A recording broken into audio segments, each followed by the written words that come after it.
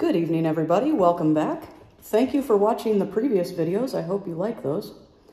And tonight we're going to do a smoked salmon cheesecake. So instead of smoking the salmon myself, going through the marinade process and, whatever it is, you can do the smoking in your backyard if you have a smoker or whatever. I've done this the quick way, and the quick way is this. This is actually, I love this product. I eat this for dinner a lot, just straight out of the package because it's fast and healthy. But, they do put this cracked black pepper topping on here. The marinade is very, very good. I'm actually very impressed with this product. It comes actually close to a homemade smoked salmon. So it's not dry like you might think it would be. Very, very good. So that's what we're going to use tonight for this. That way we're not taking up time, marinating salmon and doing it that way. In the meantime, we're going to grate our cheese. And so we are going to need cheese for the crust. It's going to have a pistachio crust.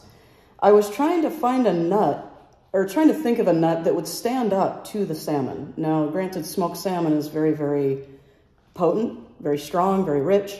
And if you use an almond crust, or if you use, a pine nut crust or something like that, it's absolutely going to drown any form of flavor in those nuts. So I decided to go with pistachio. It's denser, it has more of a flavor impact, for the whole profile of the dish.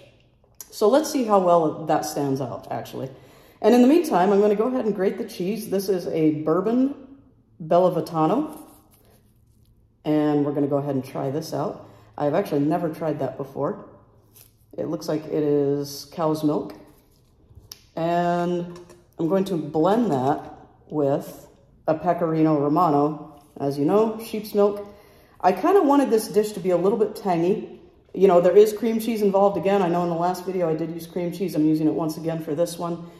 There's a tang to the cream cheese. There's a tang to the Pecorino Romano. There's a tang to the lemon that we're going to be adding. And there's also a tang to the wine that I chose to use with this. And so I kind of wanted to bring that acid into the dish, on behalf of the smoked salmon, since we're going to kind of offset that smokiness. So here we go. We're just going to go ahead and grate some of this up.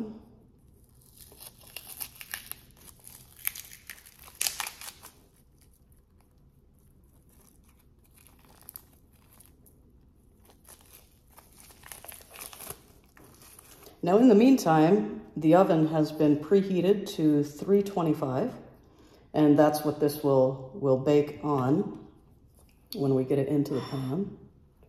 So if there's a little bit of creaking behind me, I apologize for that. It's just the oven kind of doing its thing.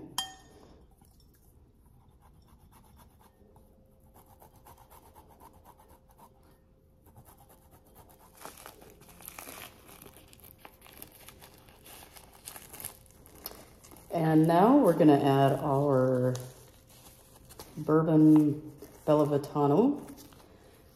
So I have the Pecorino Romano in here. We're going to do equal parts of this.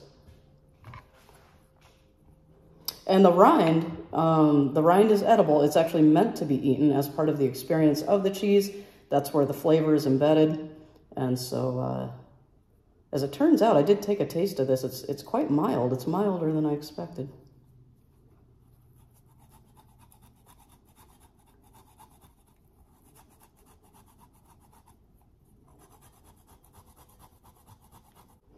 Okay, so I have almost filled up the bowl with the remainder of this one here. And I'm going to save these wrappers, because if I put this in the fridge, I will not be able to tell what they are later. They both look the same.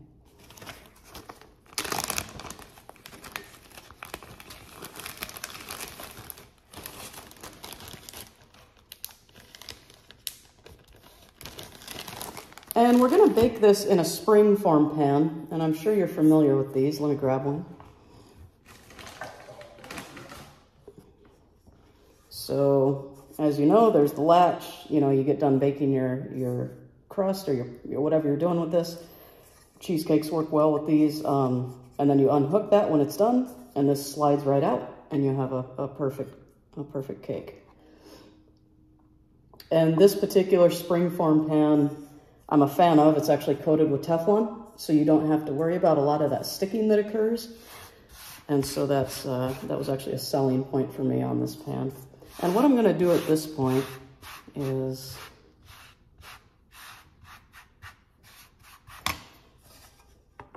I'm gonna start actually building the crust inside of this pan. So here we have the cheese. That might have been a lot. Let's try that out. I'm sort of doing this by eye, so I'm not measuring anything as I go. It's just sort of a texture thing and what's gonna look right.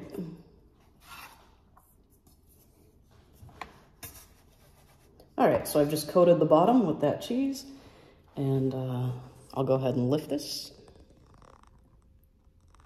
So you can see in there.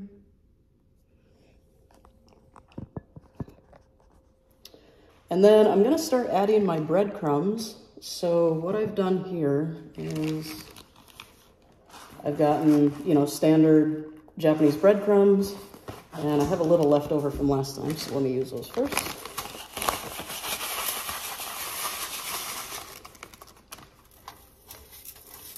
And I'm sort of using a 2 cups of cheese to a 1 cup of breadcrumb ratio. And I think that's gonna do the trick. Do a little more. Again, I'm just eyeballing this to see, you know, how it's gonna fit into the pan.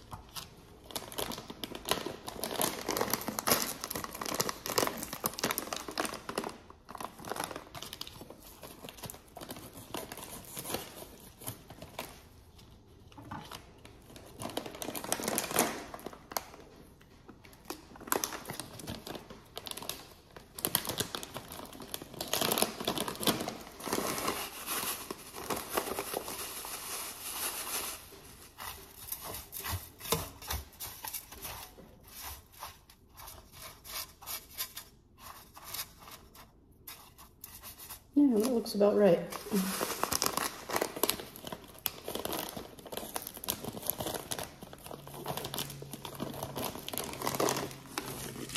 And so I have chosen pistachios as the nut for the, you know, the base of this. Now the other thing too is I wanted no salt, you know, no sodium added to these. The only one the store had was lightly salted, so I will go ahead and use this. There is a lot of salt in the cheeses, obviously, because it's cheese. There is a lot of salt, obviously, in the smoked salmon. There is salt in the capers.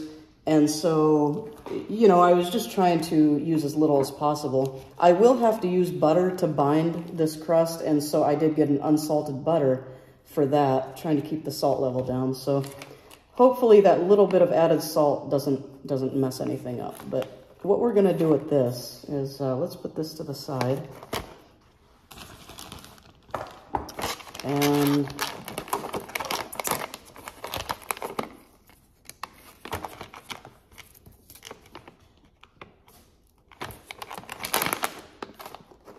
oh, those smell wonderful. We're gonna go ahead and crush them. Now you can do this in a food processor. Certainly you can run it through a blade, you know, it will instantly chop these up. In these videos, I've been trying not to use machines, and I've been trying to do things by hand so that you can kind of see what's going on. I don't know, maybe I'll start using machines at some point. I don't know. Anyway, until then, let's crush these up. We'll do this the old school way.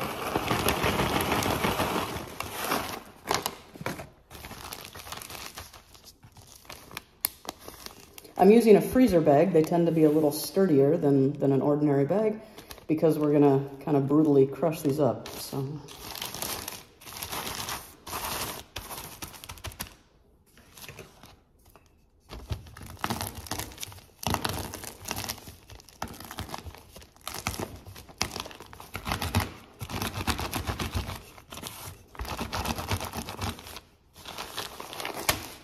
Actually, now that it says lightly salted, I'm gonna taste one to see exactly how light. Oh, nice. That shouldn't be a problem at all.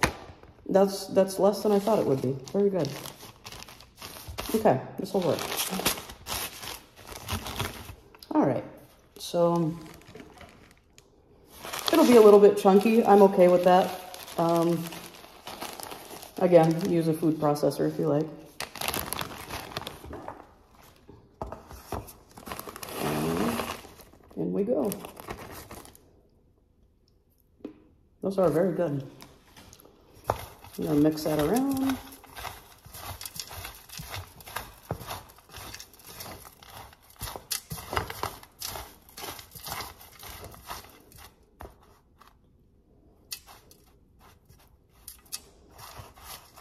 And now we're just gonna melt some of this unsalted butter, and we're gonna bind this together, and we're just gonna press that whole mixture into the sides of the pan. So far this is what it's looking like. See if you can see that.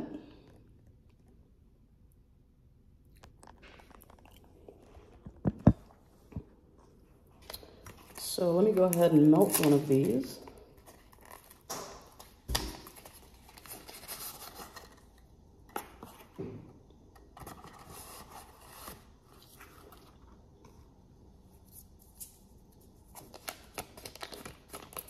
And I'm just gonna toss this into the microwave. So now we have our melted butter here. I just did this in a coffee mug. And just enough to bind this. You don't want it liquidy. The thing is once this bakes, that butter is gonna start melting out of this mixture. So butter will start melting out of the bottom, and I put a layer of foil in the bottom of the oven, actually on the bottom rack down from this, to catch any oil that's gonna drip. And it will, for sure. Springform pans have a little gap around that area right there where the bottom of the pan is, and there's no seal, so just beware of that when you're putting liquids in your crusts. Anyway, so this texture is correct. So what we have here, that was actually the perfect amount of butter. We have just enough to make kind of a ball out of it. Just enough moisture to make a little ball. And that's what, we don't want it too wet. We don't want it overly wet. That will be incredibly greasy and not appealing at all. So we're just gonna squash the filling here up against the walls of the pan.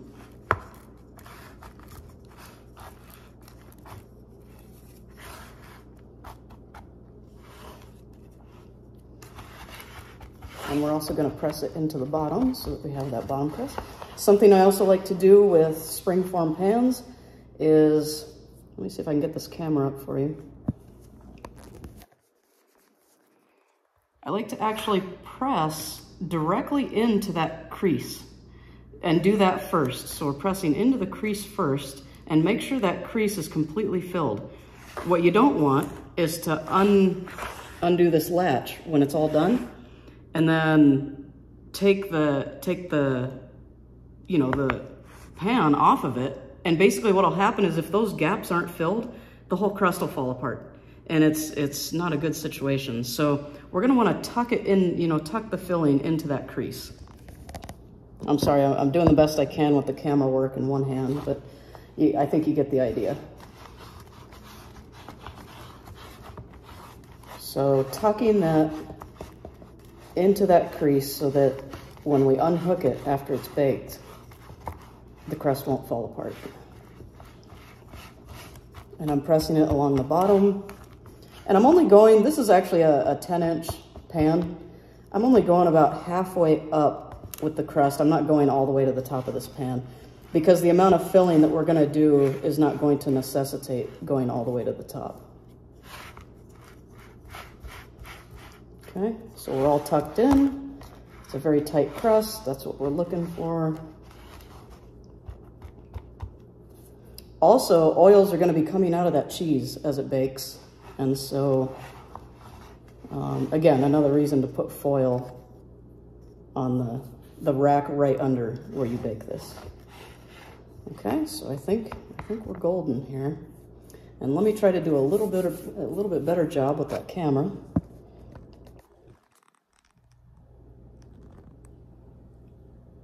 And there we go. Nice and tight, nothing loose in there. It's not rolling around. That will bake very, very tightly, just like that.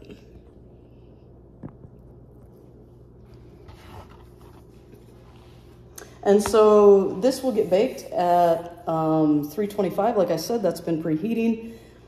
And then we're gonna bake this off for I don't know, maybe 10, 12 minutes. I'm thinking, I don't know, maybe 12 or 15. We'll see. We'll check it between 10 and 15. And so that'll be that. Okay, so while that's in the oven cooking, we're gonna start the filling. And we're gonna wait until that gets golden brown. So let's get a move on the filling.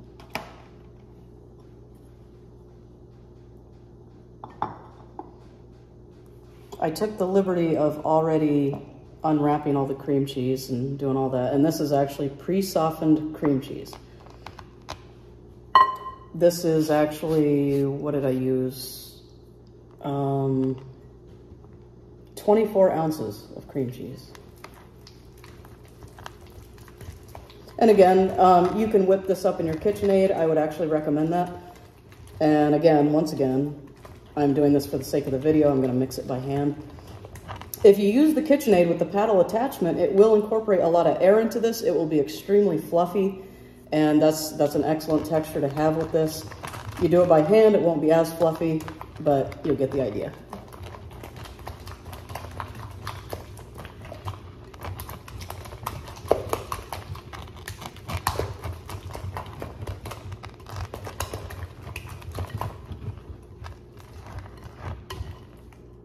All right. So now,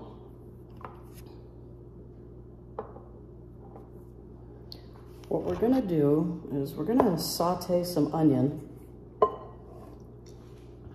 And I have a little bit of leftover onion from a previous dish. I'll finish up this one. And then I'll use a little bit of red just because it's what's in the refrigerator. Since this is a smoked salmon dish, you know, it's fine to use the red. It's, you know, it's heavy. The color is heavy. It really won't matter. But really just using up what was in there. And I want these pieces to be very, very small. I don't want chunks. I don't want to be biting into chunks of onion. Not in this dish.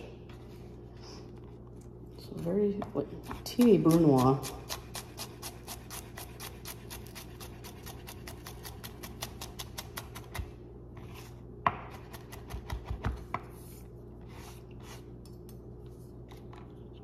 Forgot how strong this onion was.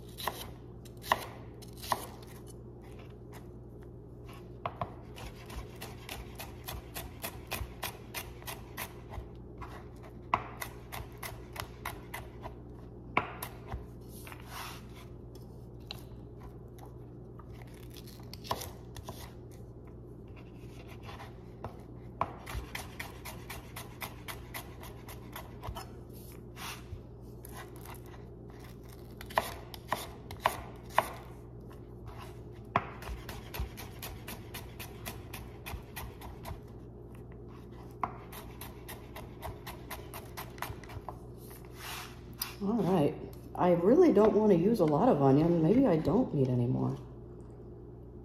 I feel like that's right. I don't want to do more than that.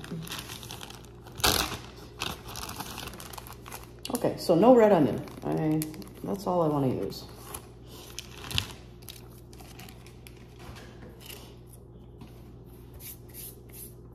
And so I'm going to go ahead and use this butter that we melted, you know, from previously, and I'm just going to go ahead and saute this onion off. And we're just waiting until the butter gets hot here. You know, it's going to sizzle a little bit before we drop those onions. And I've used a low to medium heat on this. I don't want to brown the onions. I just want to make them a little bit translucent. So I'm starting to see the butter sizzling a little bit. You can kind of test it.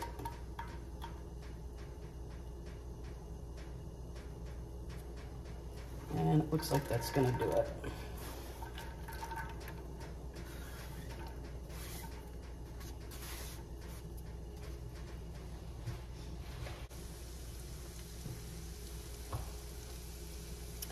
And now we've started sizzling.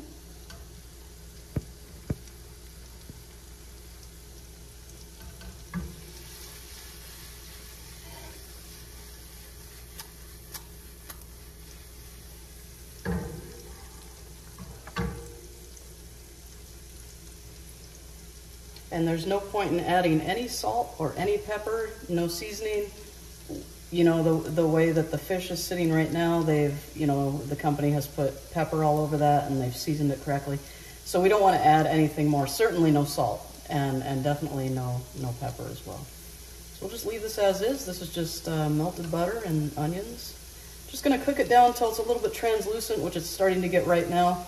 And I don't want these to really go any longer than that for texture reasons. And so what we're gonna do now, I found this a little bit humorous. I said this before, I know that we're in this supply chain shortage right now. And so when you go to the store, you're challenged with what's on the shelf versus what you need in your recipe, right? So it's actually become a little bit fun for me and kind of funny. I get a kick out of it. What I wanted today and what I used was Chablis. And I went to the wine section and I asked the man in the wine section if they had just a regular bottle of Chablis and where could I find that. And this is what he handed me. I now have a gallon of Chablis. So all I need is a little bit. I have no clue what to do with this other than just keep cooking more recipes with it, but you know, that is not what I had in mind. There was a lady in the wine section and she started cracking up when she saw this interaction, and that's what he handed me. And we had a good laugh in the wine section.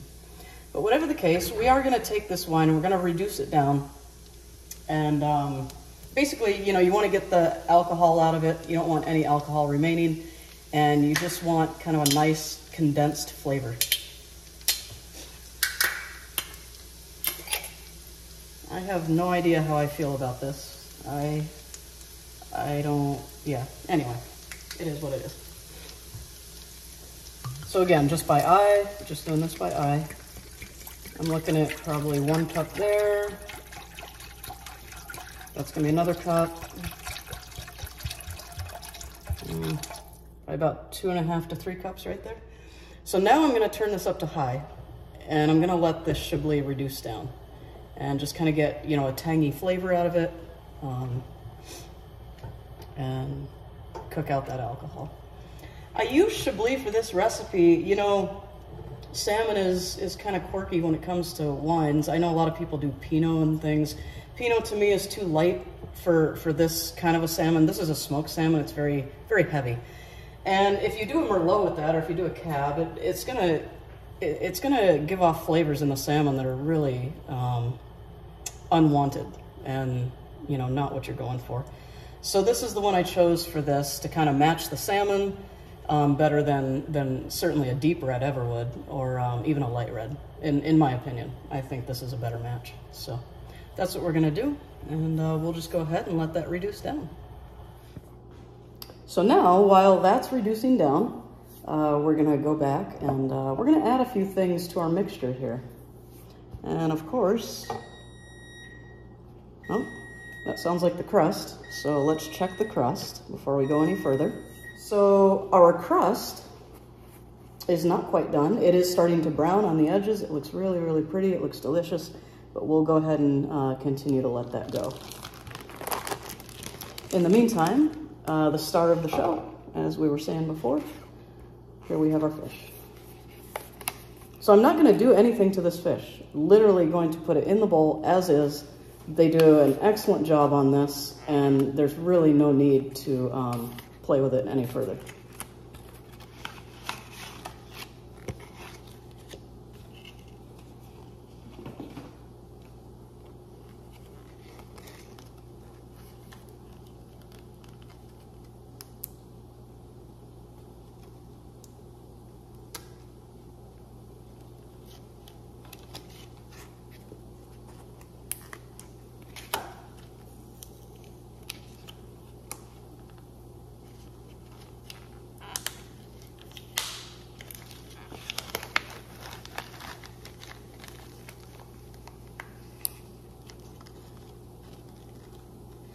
And there we have it.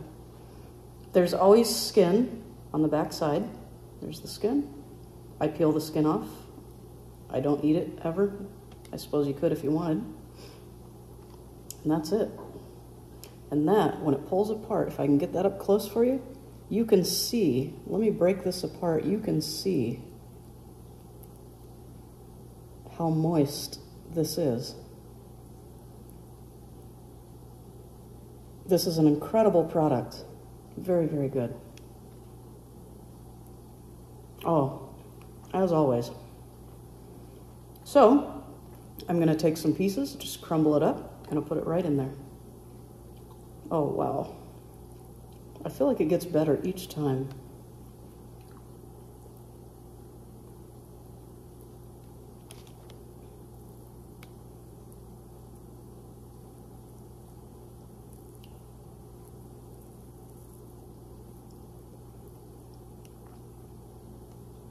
And that pepper on there is absolutely genius.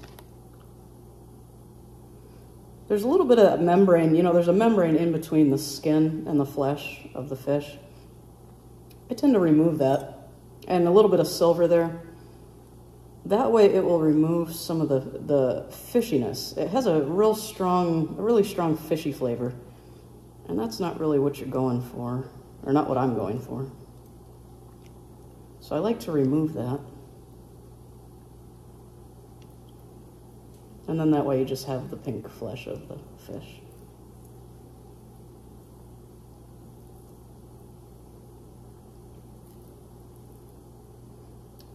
And I can hear the wine reducing behind me.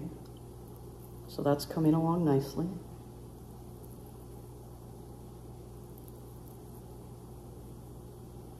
Now, I bought 2 of these fish fillets here, and I didn't know if it would, I didn't know if 2 would kind of overtake the whole dish in a really, really strong way. So I'm gonna incorporate one, taste it, see if I wanna add either all or part of the other one. But I wanna taste this first, because I don't want it so fishy that you can't pull out other flavors, so.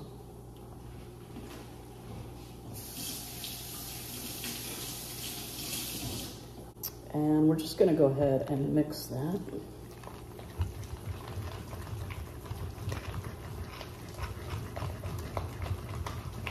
So it's turning this really pretty pink from the salmon.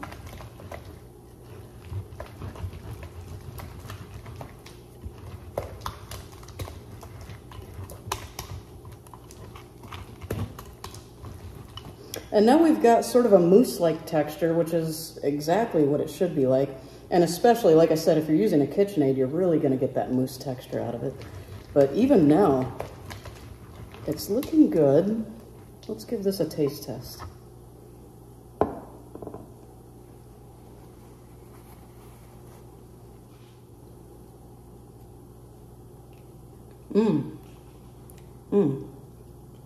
Okay.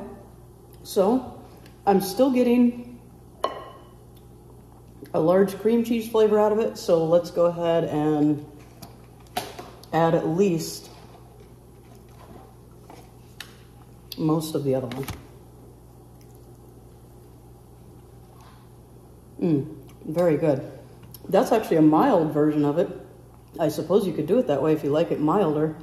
I want it a little bit stronger than it is. So let's add the other one, and that's going to do it.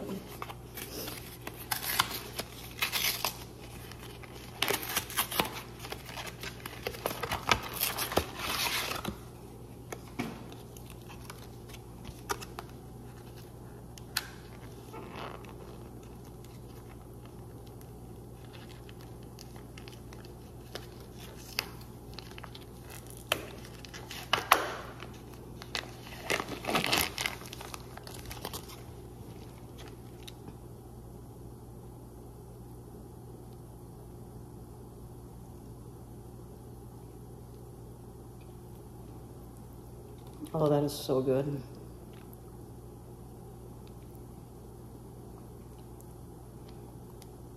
I have known people that prefer to keep that membrane on there, and they actually like that deep fishy flavor. I'm not a fan. I like fish to taste very, very clean, very mild. I don't like it to be strong like that. All right.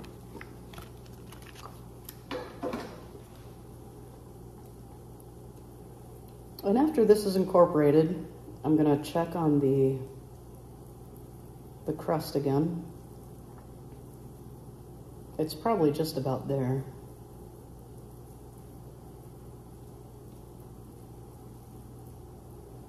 All right, and now that's been added. Okay, so I might have misgauged the timing on the crust, and that's okay. It's taking longer than I thought it would. Maybe it's the denseness of the pistachios. I don't know, but anyway, we'll let it go. And we'll go ahead and mix this in. We have lots of other things to do in the meantime, so it doesn't matter.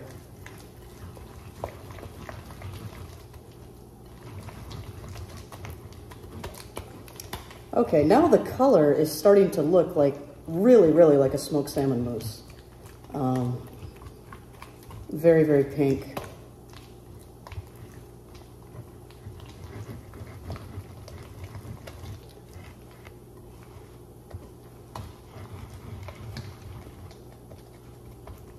All right, and we'll give that a taste test. And at this point, you know, we haven't added anything else to it. We're literally just testing for the amount of fish per cheese ratio.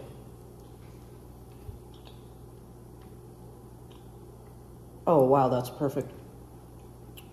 Oh, wow. Okay, so definitely 2 packages of fish to 3 packages of cream cheese. Perfect.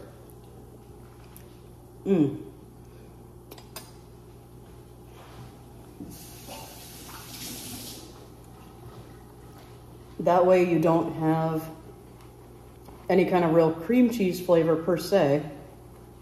You have a solid salmon flavor, and it's not overpowering. It's not taking over all the cheese. That's great. That's perfect.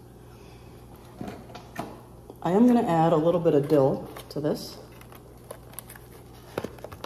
As you know, dill is very popular in seafood dishes, and especially salmon. And so, you know, in a way, you could sort of picture this, you know, like a lox bagel or something that you get at one of those delis in New York, where, you know, they give you the bagel, you have the cream cheese on it, you have the lox on it, you have a dill sprig on top, you have some lemon. That's pretty much what we're doing here, but we're putting it into an entirely different form.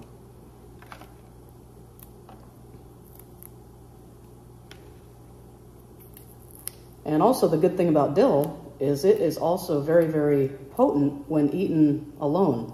And so it will have the fortitude to stand up to the salmon on its own. And the salmon will not be able to drown this out.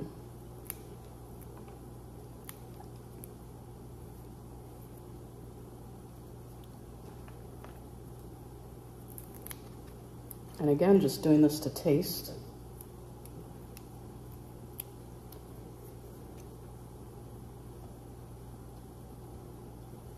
We'll try that and see if that's enough. We can always do more if we need.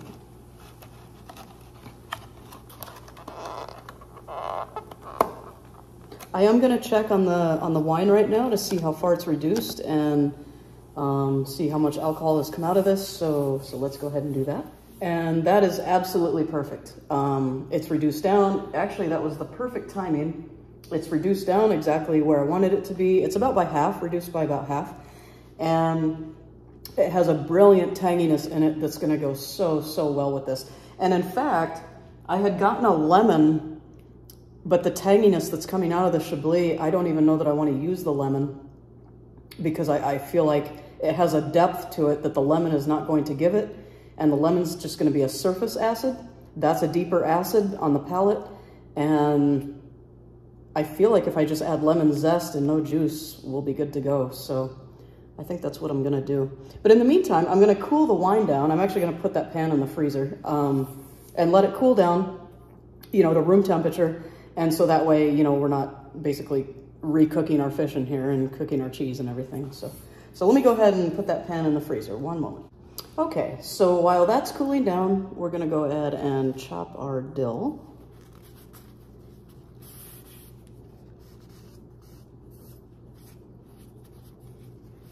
Actually, I'm going to use a different knife for this.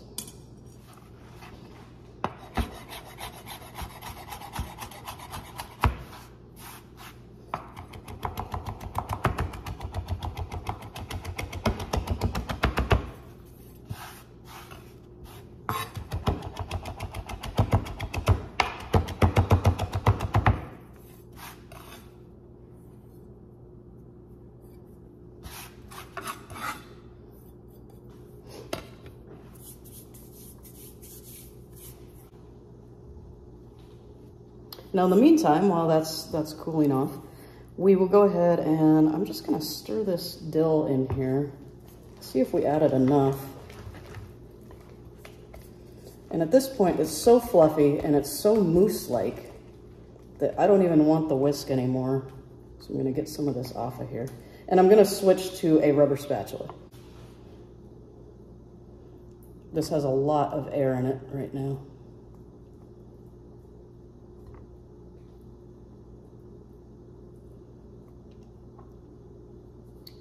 All right.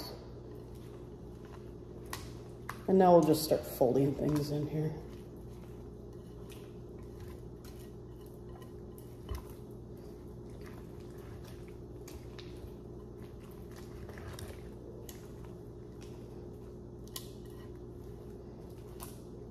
Again, just a quick taste test for the dill.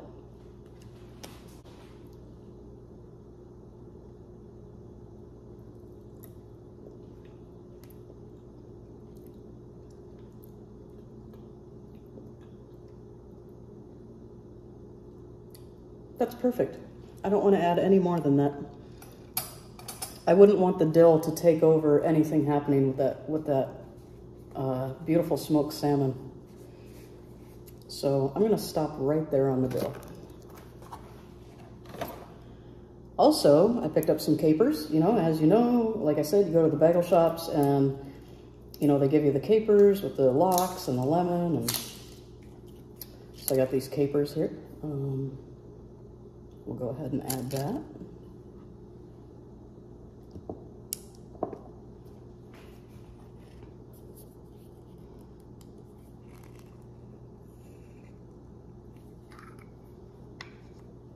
To me, capers are capers. I don't really know necessarily of a quality difference in them. I guess I'm not a caper aficionado, but I'm sure that, everything that has different price points, you get what you pay for, that kind of thing. So I went ahead and I went organic. I don't know taste-wise if there's really a difference at all. I think I would have to try all the different capers in the jars side by side, but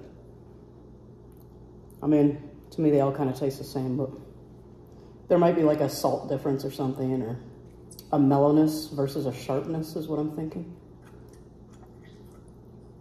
Now again, we do have that depth, that citrusy depth of the Chablis naturally, and we're adding more acid basically with these. So we're going to be careful with how many we add.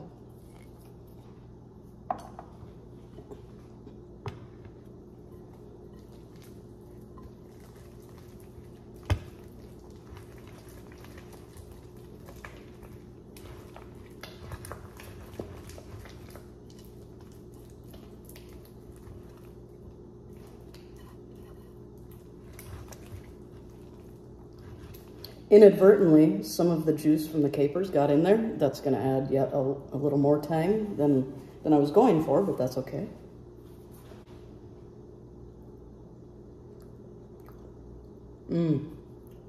It's coming along really nicely. Oh, wow. The capers gave it a distinct earthiness, and it's just great. It throws off the citrus. It's really, really nice. So that's that. Now, I do want to add zest, but I don't want to add lemon until I get the Chablis in there, because it's pretty acidic. So I'm going to go ahead and wash off my lemon here, and we'll add some zest.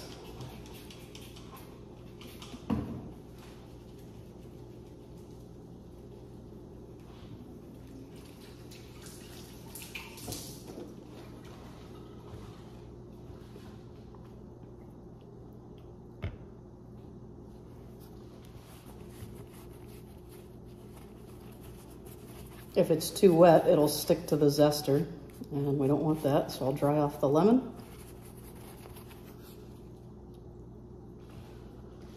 And when we zest, we don't want to get into the pith. As you know, the pith is very, very bitter. So when we zest, we're just doing a very light scrape along the outside. We are not digging into the citrus whatsoever. Just lightly touching it to the rind with no pressure. This is just literally the weight of the rasp against the skin that's doing all the work. I'm not pressing into this at all. And I don't know if you can see that or not, but we have not taken off any of the actual pith, the white part. We don't want any white. So there we go. And we're just gonna add that. A little bit here.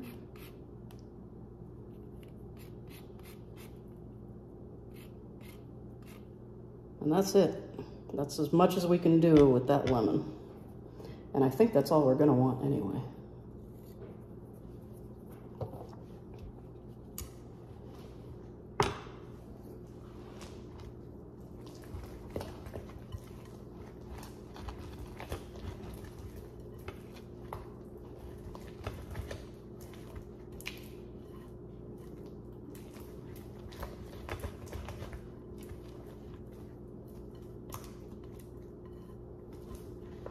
And every time I add something, I taste it just to make sure the amount was correct.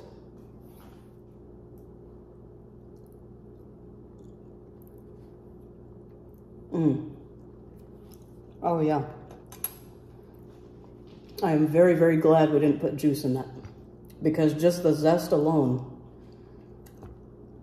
brought out so much. It really just kind of enveloped and rounded out the flavors going on in here. Very, very good.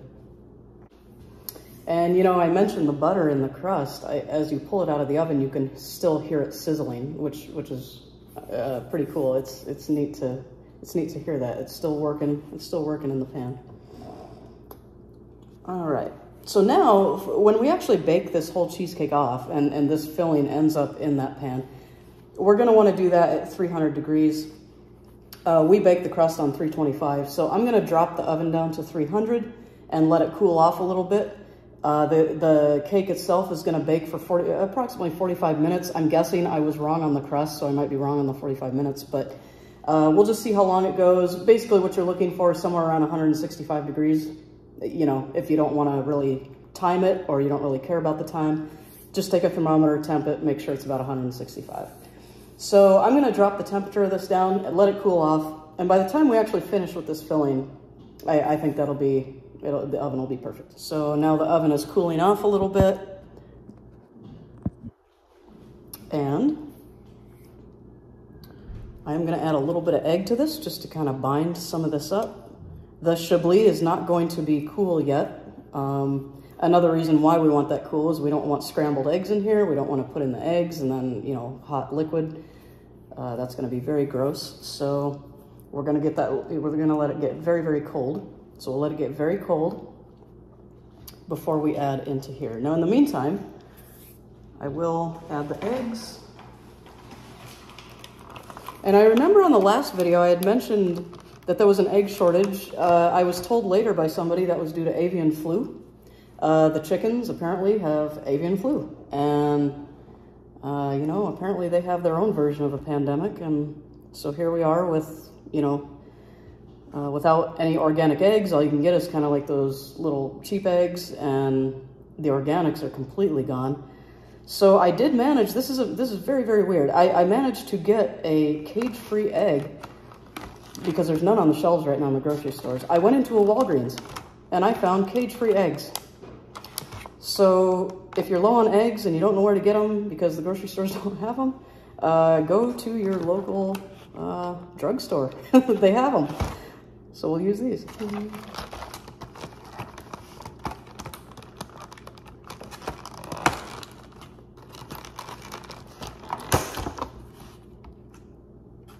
All right. I'm not sure if I want to do 2 or 3. I think 2. I think 2 is going to bind this, so let me do that.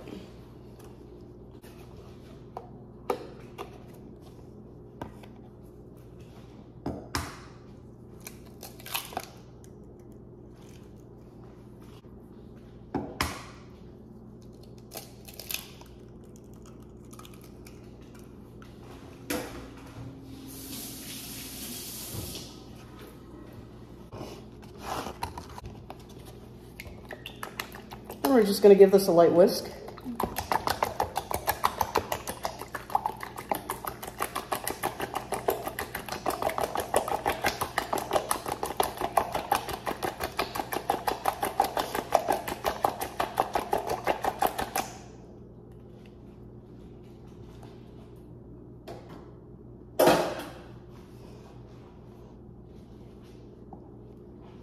And we're going to go ahead and add it a little bit at a time while stirring.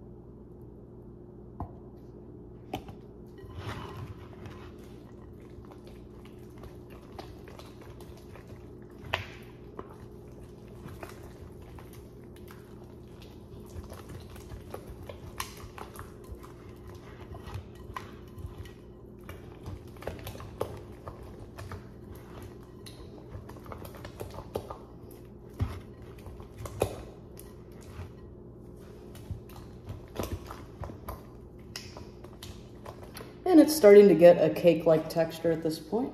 You know, that batter, like cake batter texture. And it's going to get even more runny when we add the wines. So.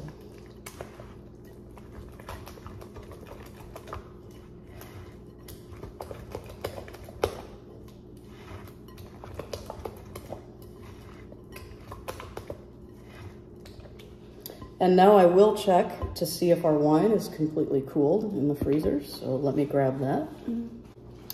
Okay, so the wine has cooled down to room temperature, and so I am going to incorporate that. And just like any batter, we're adding our liquid here.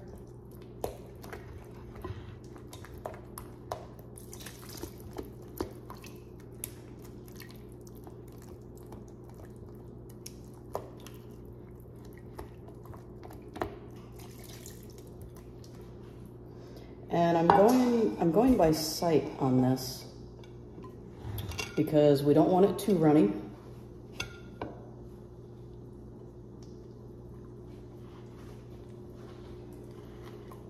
But the more you stir this, the more that's going to get incorporated in. Again, just like any other cake batter. The cheese will absorb a lot of that.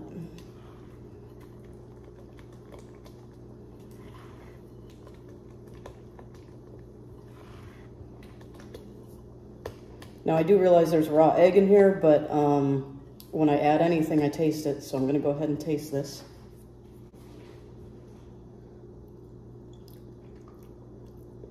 Oh, that's wonderful. Absolutely wonderful.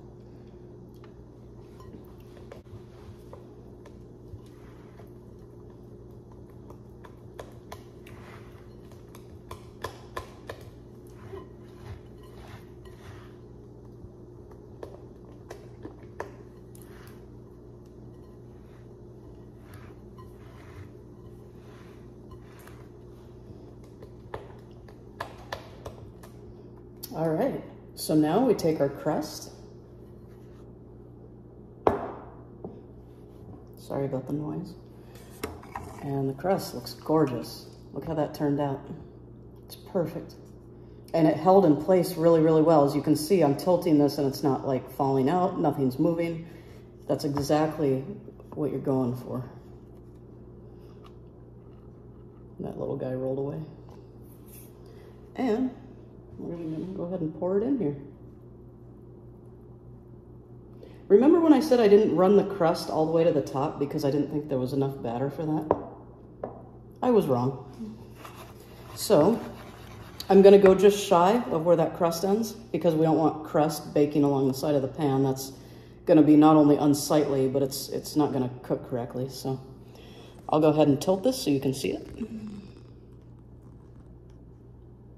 And so we're going right up against the edge of that crust that's in there, and that's as far as we're gonna go.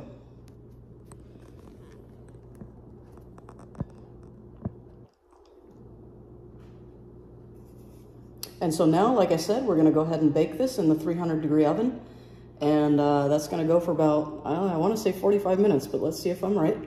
But whatever the case, we're gonna temp it as we go and make sure it hits 165. Once it does, we're good to go to pull it out of the oven.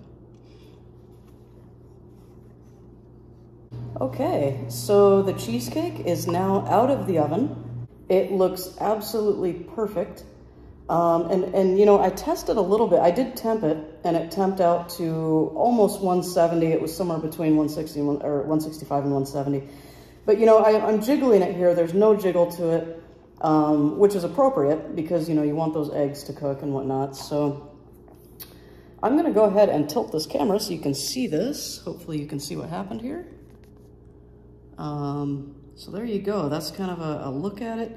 And you can see those golden brown edges of the crust. It held together perfectly. And that's the way that's done. So what I'll do now is, there's a topping that you can add to this, as you can with any cheesecake. You can add a sour cream topping. You know, a lot of times people will flavor the sour creams in various ways depending on the nature of your cheesecake. What I've chosen to do instead is, I have a friend, actually she's a coworker, and she consistently insists on cooking for me, and I think we almost have a small competition going back and forth and, you know, trying to give the other one more food. But she has made for me a large batch of homemade yogurt, and she does this regularly. She always gives me this yogurt. And what I want to do is actually, instead of sour cream, I want to put the yogurt on top. Now, it is plain yogurt. She doesn't do any flavoring in it, no sugar, nothing like that, no salt, nothing. And it ends up perfect for dishes. And so when I'll use Greek yogurt a lot as a substitute for sour cream, just naturally. I prefer to do the healthier version if I can, and I really think it tastes about the same. The texture is similar. I don't mind the texture. So I was going to get Greek yogurt to put on the top of this once it cools, but I am actually going to use her yogurt instead. And I'll go ahead and show this to you. And what's really neat about this is that she gave it to me in a bowl that's from her home. I get a kick out of that, so you know, it has its little lid and everything. And this is exactly how I received it. It's pretty neat, I like that. So, go ahead and scoop this over.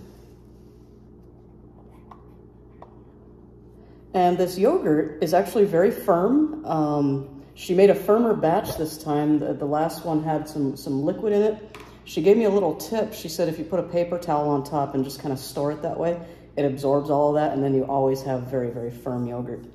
For the sake of this, you know, I would like to cool this cake down before I put any form of topping on it. If you want to do the sour cream, put a very thin layer on it, you know, very thin. And go ahead and stick it back in the oven for about 5 minutes, and go ahead and just cook that on there. And then once you pull the cake, you chill the whole thing. You don't eat it hot. You chill this overnight, and then you eat it the next day, basically. And once you do that, that sour cream on top will have hardened, and it'll be this nice little addition to the top layer there. But in the meantime, I'm gonna do yogurt, and I thought it would be fun. I have a little pastry bag here. I thought it would be fun to do something a little bit decorative. And again, I really should, especially with yogurt, I really should do this once this cools off, but just for the sake of the video, I thought this would be kind of cool. I chose a top, a pastry tip that was as small as possible, and then I tried to make it even smaller by pinching the little tines back together as tightly as I could. They make smaller ones than this, but this is the only one I had in the kitchen. The smallest one. So that's about as small as it's gonna get. And go ahead and put that in.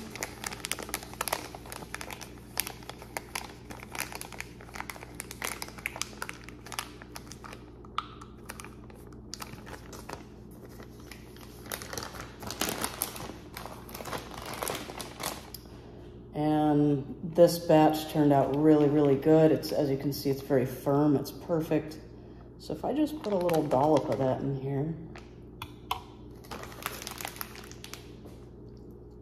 it's so delicious. You know, and I can just go ahead and pipe that on, make pretty little lines, and, you know, that's the idea. There you have it. You know, and like I said, I don't want to undo this spring until it's cooled down. You know, tomorrow I will go ahead and undo the spring. And once I do that, this piece will lift right off that cake, and it'll be a perfect cake with no stick because of the Teflon. So there you go. That's a smoked salmon cheesecake.